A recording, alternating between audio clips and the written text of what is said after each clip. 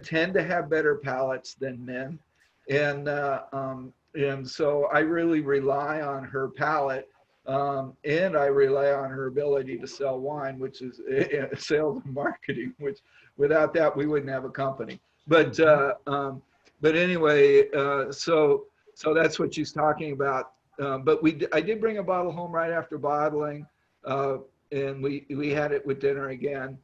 Because I wrote notes. I have the bottle open, sweetie. Sheet. Excuse me? In the refrigerator. Oh, that's John. Yeah, I was, this reminds me of the style-wise, a lot of the Winemakers Reserve Zinfandel. You know, it's kind of on that richer side, like the. Yeah, more extractive. Right. Yeah, the Toy Vineyard really adds a lot to that. And Manby Vineyard adds some more minerality and raciness to it. It's got a fair amount of oak, and it's got that Amador County earthiness, you know, that is the place. And of course, we're trying to trap the story of the place in the bottle of wine. And again, we have a scale on the back, which is on most of our red wines. And then instead of sweet and dry, this one says overly ripe or overly jammy. Overly jammy, which is New World style, or elegant. And we're looking more for that European Old World style or elegant style winemaking, rather than that New World style like Seven Deadly Zins or Clinker Brick. Both of those wines are what we call New World from Lodi. They're very well made for what they are, and I have a lot of respect for them because the guys that make them are friends of mine. But and I think they've done an absolute fabulous job in creating that New World style, which has a real place in California for creating a wine for especially the American consumer. But it's not the style that we're trying to portray here. So Jeff, have you tried this yet? I have not had it since I think I was snuck a sample early on, and I haven't had it out of the bottle yet. Oh, okay.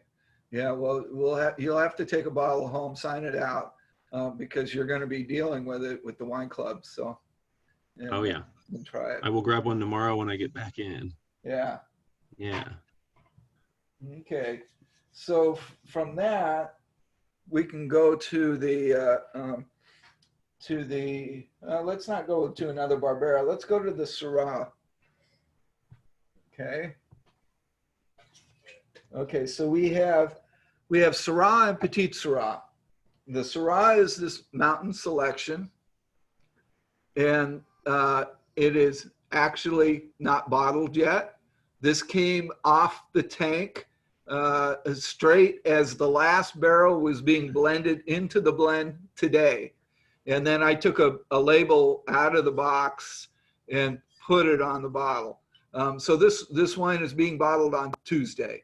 But it's part of the deal, part of the club. So Janice said, bring 18 Mountain Selection Syrah home. So I did. So that's what it is. So nobody's had this except for Jana, again, as a sample before we put the blend together. And what I'm picking up is a real pretty red fruit character, blueberry, kind of raspberry character. Again, the Amador County earthiness and that big Syrah richness, you know, from those soft tannins that Syrah has. Syrah has a lot of tannin, but it's very soft. And the reason is that the tannins chain up in the fermenter. With Cabernet, the tannins, Cabernet has a lot of tannin. and it's the ends of the molecules that you taste that affect your tongue. And so the more tannin molecules there are, the more the wine tastes like nails. It has that real hard character. And as Cabernet ages, those tannin molecules polymerize, they chain up, and so they become fat or heavy, and the wine softens. And what happens with Syrah is that happens in the fermenter. It just happens right away. And that's why Syrah has these big tannins, but they're also luscious. They're also soft. And that's what this wine has. That's due to Syrah's thick skins, right? They have got that lush tannin texture to them. Yeah, they've got a lot of anthocyanins in the skins. There you go. So lots of resveratrol for all you people that want the antioxidants. Yeah, this tastes pretty good. I think we'll have this one with dinner, Jana. Right? Look forward to it. I'll see you there, Jana. No, I'm kidding. Yeah. Are you at the tasting room? No, I'm at my house. So okay. Well, he's quite away from here then. The tasting room's just down the hill from us. Yeah, nice and juicy. Yeah, I hate to see that 2016 Syrah go away. That's been just delicious. It's been my favorite. That's been my go-to. Well, this is very similar, except for it's got more fruit and structure. It's younger, but yeah, I don't think I'll pour that one out. I have another glass here just for that occasion. So let's go to Petite Syrah. So this is Petite Syrah 17, and this was bottled about a month ago, actually. And no, 17. No, it was a year ago. A year. Yeah. It's the 18 that I bottled a month ago. And so Petite Syrah is a great variety that comes from the same area of France that Syrah comes from. In France, it's not called the Little Syrah or Petite Syrah. It's called Durif. And it's used as a blender. Whoever brought it to the U.S. I think thought, how can we sell a wine called Durif? I mean, that sounds terrible. So they go, we'll call it the Little Syrah. And so that's where the name Petite, I think that where the name Petite Syrah comes from. It's funny, in Napa Valley, when I started making wine over there 20 years ago, I was talking to the local growers that have been there, since the beginning for 150 years. And they kept telling me about their Petite Syrah. I go, Petite Syrah? What the heck is that? Petite Syrah. And they spelled it for me. And I go, you mean Petite Syrah? No, Petite Syrah. And then they just shorten it up. They just call it Pets. And Napa Valley had a lot of Petite Syrah or Petite Syrah. Now I'm starting to think in Napa Valley talk. Because they want to add color to a lot of their other red wines. And, at one time, Napa Valley wasn't all Cabernet. It is today because it generates the most money per acre. But in the old days, you had Grenache and you had all kinds of different things, Aldeguer, all kinds of different things growing. And the Pets or the Petite Syrah would add color. So it's like Syrah in that it has very thick skins, very small berries. This is estate. This is off of our vineyard at the winery. But to me, I like Syrah so much better than Petite Syrah. Syrah is so more complete as a wine, and a winemaker is looking for a complete experience. Petite Syrah is very angular. It's very dark and has strong tannins. They don't polymerize as well as in the Syrah. And it's a great blender because it'll add, if you have a weak wine that needs a bigger skeletal structure, this will add it right away. But Americans really like wines that are excessive. They go for wines that are excessive in one character. They really like Tannat, for example, or they like from Argentina, the what's the variety down there that's so Malbec. Malbec, yeah. Yeah. I mean, and so it's a really good seller. And of course, I try to make it in a drinkable, softer style. And this is what we have. I really liked the Petite Syrah, the 17 particularly. I really like this wine in the sense that exactly what you're saying, because one of my favorite things that is, I doubt it's as big in parts of Asia as it is here, but teriyaki skirt steak is phenomenal with this 17 Petite Syrah. That big, bold meat with that fattiness and all the off the grill, you get that char and you get that big teriyaki note. And you put that next to this big, dense, lush Petite Syrah that Scott's produced, and it's just phenomenal. It is lush. That's what would make it work really well with teriyaki steak, because it has that almost sweet lushness on the back palate. That's which is what Mollie and I really were trying to do, to work with that big, harsher tannin that the variety has. And I think the Vineyard site creates grapes that do that. So I think we're fortunate.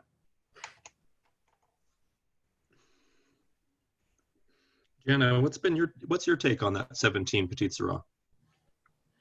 Well, have you had much of that? Pardon? Have you had much of it?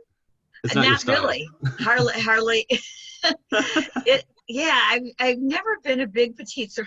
I guess I shouldn't say this, but I haven't been a big Petite Syrah fan. Although, as Scott always said, it's kind of a little bit more one-dimensional. I think it's just, I think maybe with the right, you got me excited about trying it though with the teriyaki steak.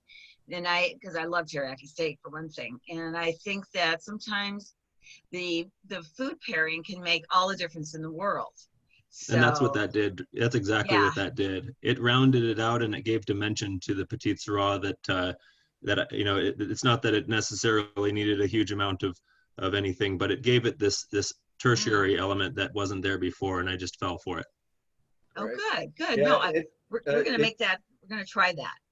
I always say Petite Syrah tends to be one-dimensional, where Syrah is multi-dimensional.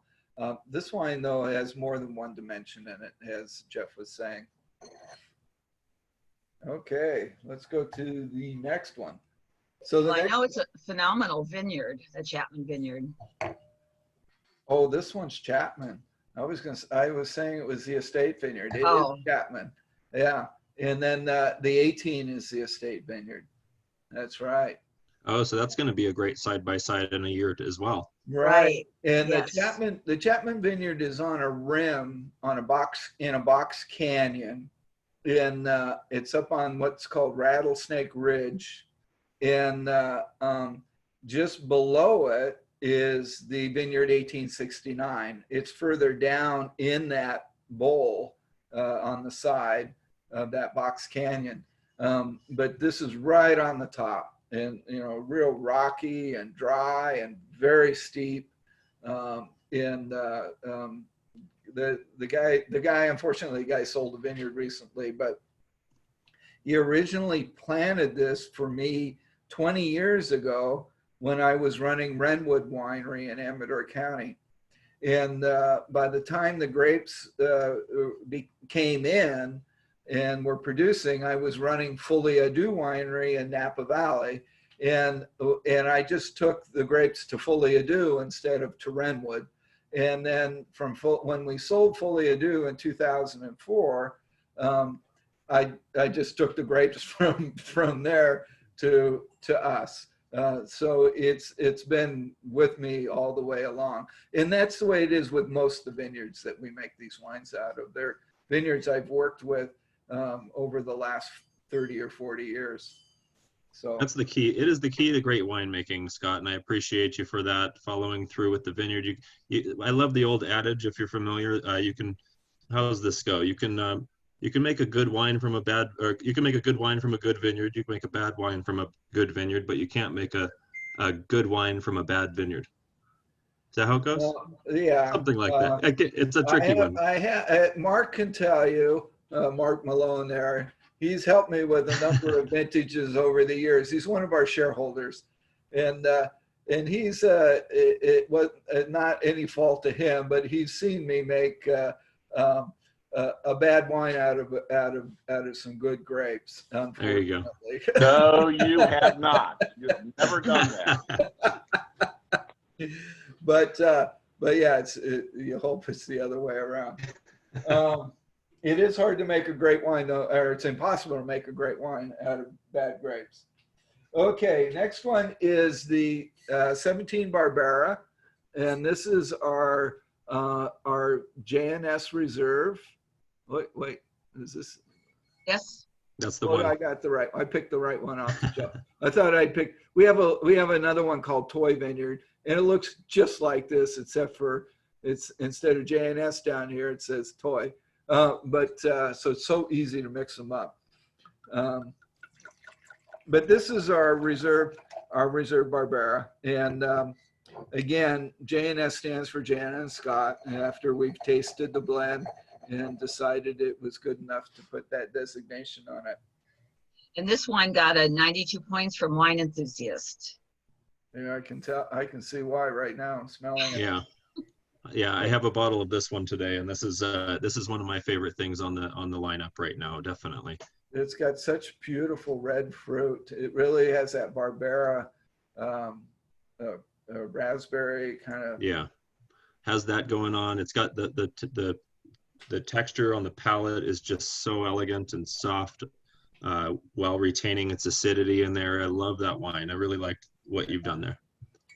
Amador County, as far as I'm concerned, produces the best Barbera in the world, and that's kind of a big statement to make, since we're in the new world instead of the old world where Barbera comes from.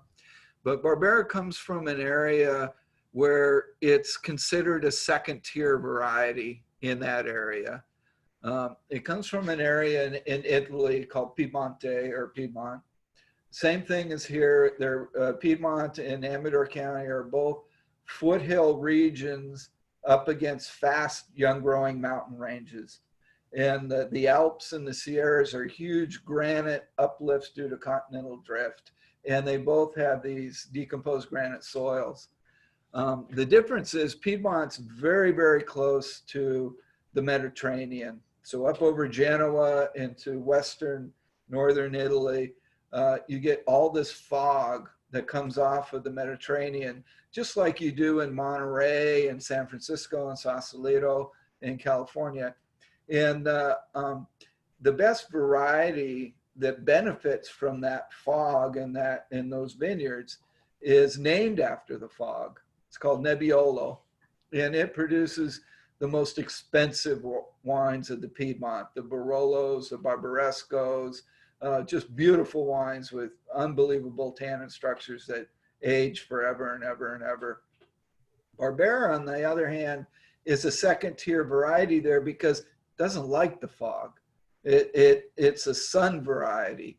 And up until the early 70s, it was grown almost exclusively for just a quick drinking wine right after harvest.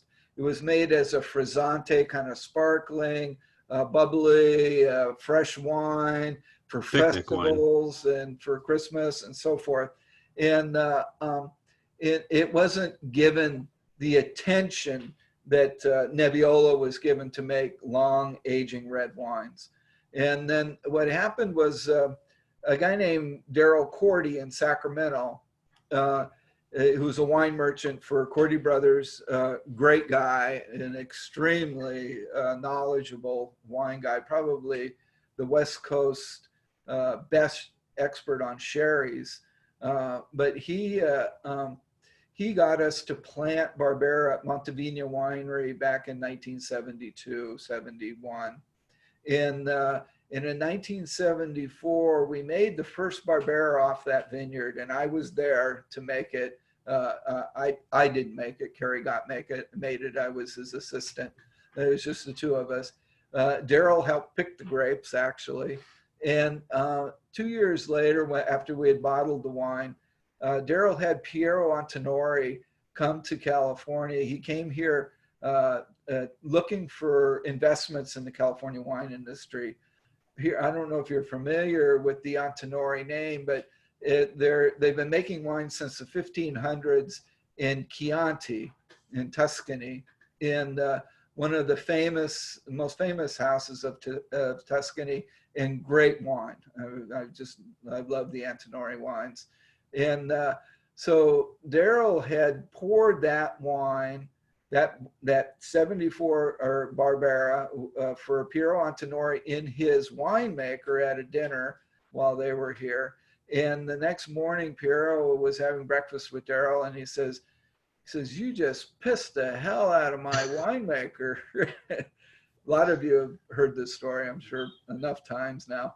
But, and he goes, well, what do you mean? And he says, you poured that Amador County Barbera, and my winemaker, who happens to be a Piedmontese, now has to go back to Italy and make serious red wine out of Barbera, and he doesn't have any, he doesn't want to do that at all. You know, his love is Nebiolo. And so that's when Alba and Asti started making serious red wine out of Barbera, and they're making great wine. I mean, I'm not saying it's bad stuff, because I like wine that tells its place. And I want to drink Asti Barbera for its raciness and its acidity and its red fruit, and Alba for its richer character, and then us for its even more richer character. So they kind of go in a row. And if you get a chance, buy a bottle of each and open them all together. Have some friends over so you can drink them all.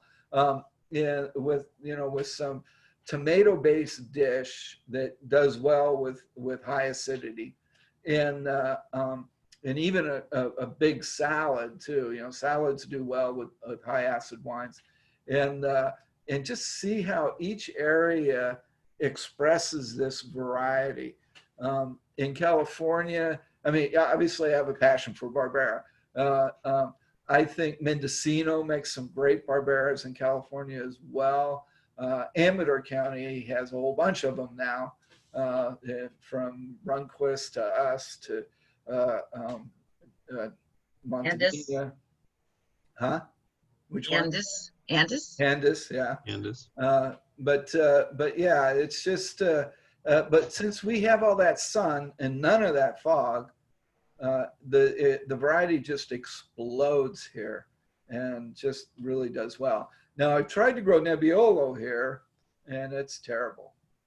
Yeah, I love Nebiolo, like you're saying. It's noble grape of Italy. It's phenomenal wine when it's done to its perfection. Something about this heat, it does need that fog. It needs that cold. It's just not something I've ever seen, and I'm sure you like you're saying here, it just doesn't really work out to our region. Yeah, I was riding in the back of a taxi with Angelo Gaia once, and who was a great Piedmontese Nebiolo producer, and I was complaining about my Nebiolo, and I go, darn, I just can't get it to color up. I can't get any flavor. I get a lot of nice character, but it's rosé wine. He goes, well, how much fog do you get? And I go, none. He goes, what's named after the fog? What are you, an idiot? I don't think he said that, did he? No, he's a very gracious guy, but he said it in a way that, made sense. And of course, he loved my Barbera, and of course, I loved his Nebiolo. Of course, my Barbera was 1/10 the cost of his Barolos, but anyway, he's a very nice guy, just like Piero Antinori. Anyway, yeah, that's a nice one. And that's our lineup, I think. Do we have anything else, Jeff? We've gone over the big ones here. Let's see. We talked about the Sauv Blanc, the Riesling, the new Syrah, the new Barbera. I think we really hit them on the head. What's upcoming bottling here? We just bottled a handful of wines. What's upcoming? Just a little sneak peek at Q4 before we even get there. We're thinking that we're going to do the newest Petite Syrah that you were mentioning, the 18 Petite Syrah in that lineup. Yeah, that'll be bottled. We just bottled the ice wine. Oh yeah. From 19, or from 18 actually. And then, yeah, we've got the Mountain Selection Barbera 18, the Mountain Selection Zinfandel. We have the Griffin Society Zinfandel. Handful of club exclusives coming at you guys, so be aware. They're and then week after that, we're going to bottle the Griffin Society. Well, actually, we're not.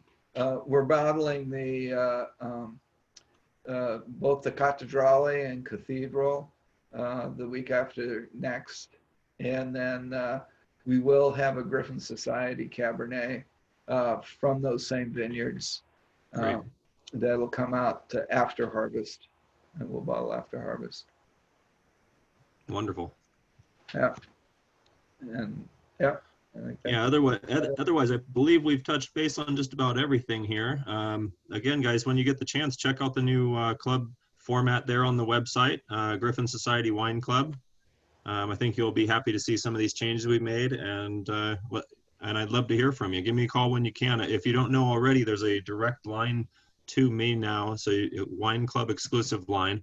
The phone number there, I'll type it into the notes here so you can see it. But you can give me a call Monday through Friday at this number, and you'll reach me directly, and we can set up any special orders. We can talk about any trips out you're looking to plan, anything like that. I'm a somm as well, so feel free if you have any questions about food pairings. If you're shopping at the grocery store and you're wondering about what I should do with this new Griffin Society Barbera, give me a call. We'll talk about it, and I'd love to hear from you. We have a question about Tempranillo. Oh, okay. Isn't that on the docket to be bottled? Tempranillo is being bottled on this bottling too. Yeah. So there you go. It's very, very small quantity because the last 3 years, the Tempranillo in the Petite Syrah, for that matter, have been really, really light in Amador County due to climatic conditions. So that means it's more extractive and more flavorful. But yeah, we're only bottling like 120 cases of it. Well, it's only for Wine Club. It's another Wine Club exclusive. Yeah, yeah. I think Tempranillo has a real future in Amador County. It's got, it fits that kind of high elevation, dry climate character. So Marco, are you going to come out and help with harvest? Marco alone, I call him Marco. He always comes out and helps me with harvest every year, but maybe he's left. He's not. He's actually we're having a little side conversation here. He is definitely trying to get himself out here. Yeah. Scott, can you hear me? Scotty, I can. you hear me? I can. Yeah. Okay, good. Yeah, I would love to.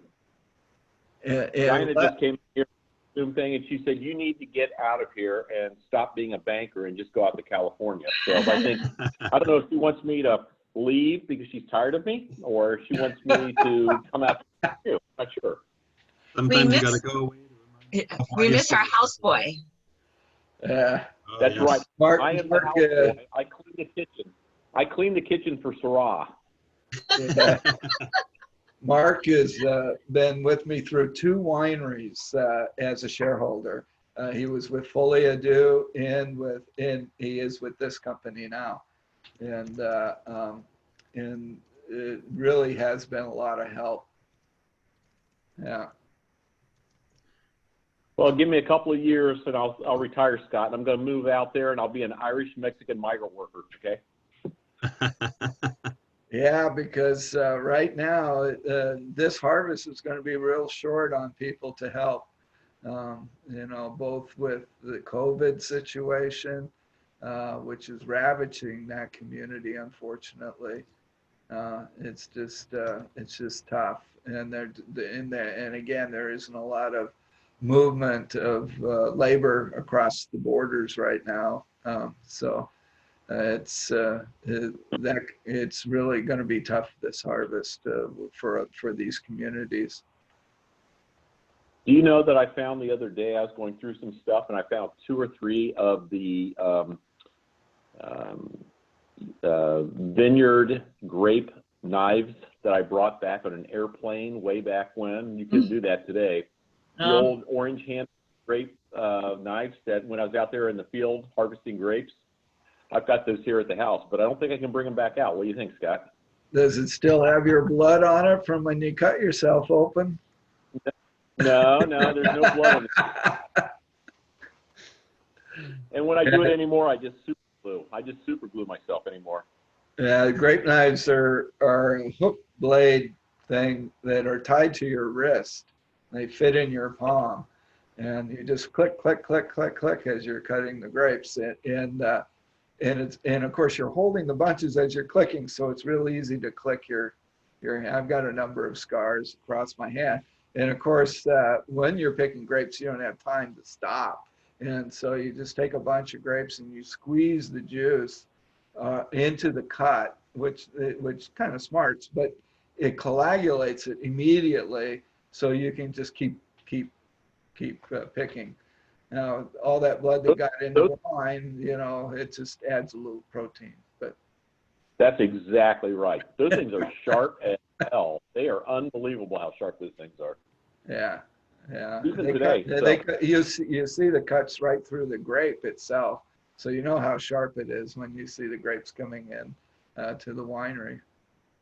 But just to let everybody know what a taskmaster Scott is, he had me cleaning barrels way back when. That was my first task, the first year. I was the barrel meister. I cleaned barrels, and then I was climbing up doing pump overs, and then I was in the lab, and I was cleaning the presses out one year. I remember doing that. So I've done all kinds of stuff. Scott's taught me an awful lot. Because He's you're taught us all. because you're willing to do all the dirty work. That's okay. Winemaking is janitorial. If you don't keep the place clean, Mother Nature will take the wine straight to vinegar on her normal path from juice to vinegar, and won't let you stop it where, you know, we as people want to drink it rather than where the fruit fly wants to drink it. But I remember getting inside the tanks with a pressure sprayer and spraying those things out and scooping all the scoops out that little hole. It's going through that little opening in the tanks and scooping grape skins out and then spraying it out. it's called digging out the fermenter. Yeah. Yeah, well, that was a lot of fun. Yeah. Can't do that anymore, though, man. It's old. You're lucky somebody didn't close the door. We had the fans. We had those fans on the top blowing down in to blow the everything out. Well, you have to blow air through there because the carbon dioxide is so high, you know, because you've got all that fermentation going on. So that's a confined space situation. You remember I tied a rope to you when you crawled in there, so I could pull you out. But I remember being on top of the tanks on a pump over one time, and I pulled those big covers off, and I was doing the pump over, and I stuck my head in there, and my God, it sucked all the oxygen out of my young lungs one time. Yeah. And pulled myself. It'll knock you over immediately. So yeah. For those of you that don't know, when we get in to dig tanks out, there's always 2 people. There's always a rope on the one person. And if the fan stops for some reason, electricity gets shut off or whatever, and the person will go down very quickly. They'll pass out. And you never go in and get them because it just happens every year. Not every year, but it's in the old days, it happened more regularly. You lost 2 people instead of 1. But that's what the rope's for. You just pull them You know, it doesn't matter if you break their arm or whatever. You get their head to the opening. You know, and then take care of the situation. I was like the canary in the coal mine. Yeah, we figure if an Ohioan can survive it, anybody can. That's exactly right. Hey, you know, I got to tell you, even today when I was out at Follea, Alejandro and Sergio, they introduced me to Tapatio, the hot sauce. And today, to this day, I've got 5 or 6 bottles of that here at my house. I use it all the time and everything. Gotta have that stuff around. Come on now. You like the picante, huh? Oh, it's very good. I put it in soup. I put it everywhere. It's wonderful. Had it today for lunch on a sandwich. Not me. Hey, Jana, how's the kitchen? Why don't you come out and clean your kitchen, Jana? Oh, yes, we're waiting. Okay. I'll be out. Leslie, Okay, yeah. Well, we look forward to your visit soon. Leslie, have you moved to Nevada yet? Yes, A long I'm- time ago, right? yeah. No? We're in Reno right now. Yeah. Oh, good. Huh. All right, guys. Well, Okay, well, thank you, Okay. guys. Thanks for everything, being guys. here, It was everybody. fun. Cheers. Yeah. Cheers. Well, the next time we'll all be together is in our, we'll do our wine club party like we Yeah, did it's last gonna be time. fun. After everybody gets their wines. If you're not sure of the date on that, guys, double check that email I just sent out to you at the bottom of the page. It's got the date for that as well, and you can join us. It's going to be a lot of fun. Yeah, we had a lot of Jeff. fun last time. Jeff, this is Mark Malone. Do you have my email? I do have your email, but if you want to type it to me just to make sure I have it right in the system here for me, do that private message you did just a moment ago, and I will write it down just to be sure it's correct in our system. Jana has it as Okay. well. Yeah. Wonderful. Okay. Yeah. Okay, we got you. We got you, Mark. Scott and Jana, Okay. What's that? Lonnie made some Tirali, which is an Italian pretzel. It goes excellent with Scott Ooh. Harvey wines. Oh, those look wonderful. I'd With love to some try cheese. one. And you drink that with Scott Harvey wine, it's amazing. Oh, you have to bring some to us someday. We'll do that. I'd love to try it. Let's post the recipe on the website. Yeah. There you go. Yeah, definitely. Okay. Oh definitely. yeah, even better. That sounds good. Okay, thanks. They look tricky though. All right, guys. Thanks for joining us, and we'll see you soon. Okay, bye-bye everybody. Bye-bye. Goodbye. Bye.